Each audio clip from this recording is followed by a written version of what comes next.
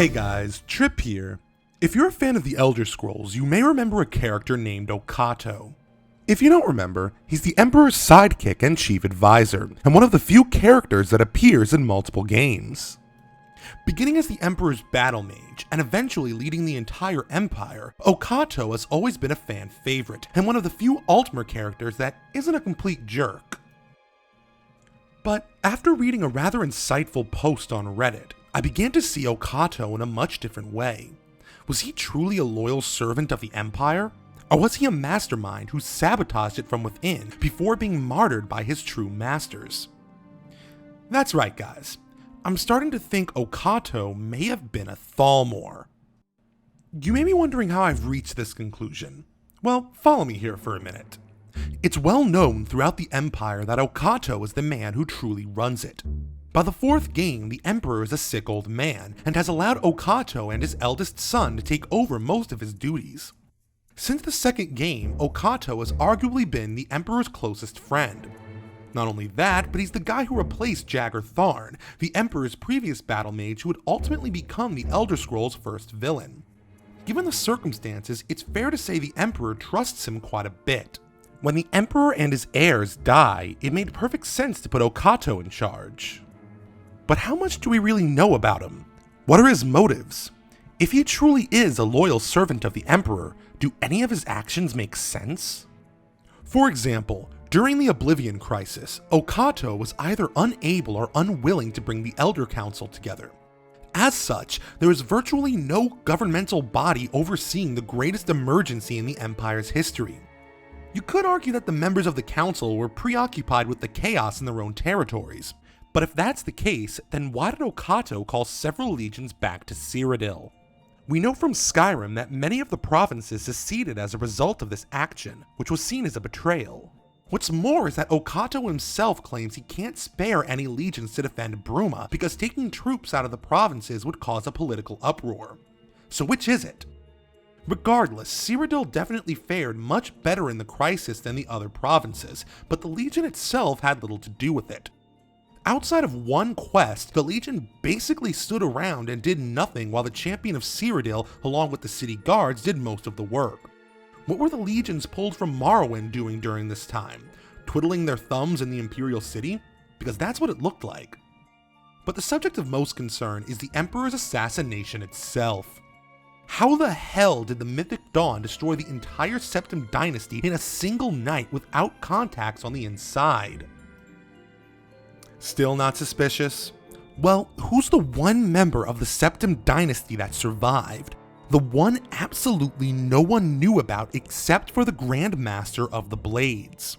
So, the Mythic Dawn knew the schedule of the royal family and knew secret passageways known only to the Empire's elite. The only thing they didn't seem to know about was the one thing even the Elder Council wouldn't know. If we're to take this story seriously at all, someone in the government must have been feeding them this information.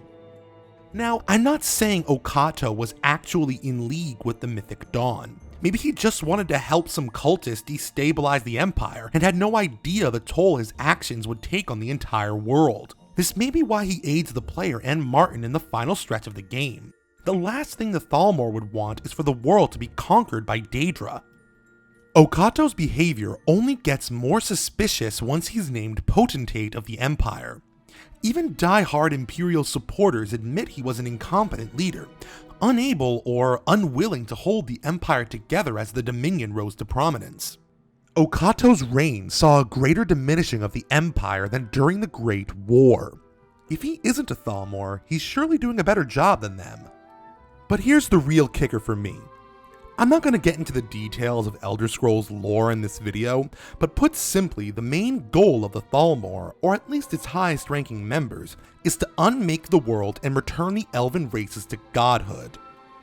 They believe there are certain pillars of creation, known as the Towers, that keep them from achieving this goal. It's pretty common knowledge that every game Ocato played a role in has involved the possible deactivation of one of these towers. Given the influence Ocato has on the Emperor, it could be argued that he's been essentially sending adventurers to destroy the world under the guise of saving it. So let's say Ocato is a Thalmor agent. Well, why would they kill him? Well, we're making a pretty big assumption here, aren't we? The only evidence we have that Ocato was killed by the Thalmor is from a radical anti-Thalmor Altmer who has no proof to back up his claim.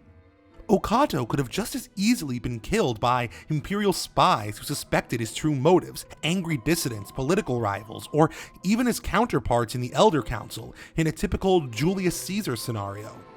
But let's say the Thalmor did kill him. There's plenty of reasons why they do this. Maybe they wanted to cover their tracks, and Ocato was so committed to the cause that he allowed himself to be killed to spread fear and discord within the already crumbling empire. Maybe the Thalmor wanted to dissuade anyone from suspecting Ocato's true allegiance. It's also worth noting that, according to some of the lore, Altmer that collaborate with the Empire are often considered ousters, exiles and dissidents that have been kicked out of their kinship. Even back when Somerset was part of the Empire, most of the Altmer were openly hostile to it and would never work in their bureaucracy. We know Ocato was originally from Firsthold, a major Altmer city. How did he even come into the Emperor's service? I've always liked to think of Ocato as an exile who threw his lot in with the Empire, gaining the trust of the Imperials and becoming the unlikely ruler of the entire government. What if he began having second thoughts? What if he began to question his path in life? What if the Thalmor gave him one last chance to stay true to his people? What if death was the final reward for a worthless ouster? In typical Elder Scrolls fashion, I'm left wondering if the writers created a brilliant scenario without us knowing, or if the fans are compensating for their incompetence. I've seen this all throughout the fandom, where obvious plot holes and retcons are explained with brilliant pseudo-metaphysical fanfiction. At times, I feel like the fans and former writers care more about the story than Bethesda itself. I could make an entire episode about the fact that the Elder Scrolls doesn't deserve such an amazing fandom, but that's a discussion for another day. Regardless, I think this theory puts the entire story of Oblivion in a new light. It's got me thinking about things in a completely different way, and at the end of the day, isn't that what fantasy is all about? What do you guys think? Is Ocato a loyal yet incompetent servant of the Empire? Or is he a mastermind who systematically destabilized a 400-year-old regime? Replay the main quest and tell me what you think. But yeah, that was just something that was on my mind. Hey guys, Trip here. If you liked that video, why not watch some more? Hit that like button and make sure to share this video on Reddit and social media. If you want to see more Psychotrip, check out my Patreon.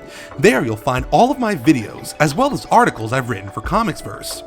If you like what you see, think about donating $1 or $2. I need to buy an ample amount of butter and a pair of Goblin jumper cables. Don't ask questions.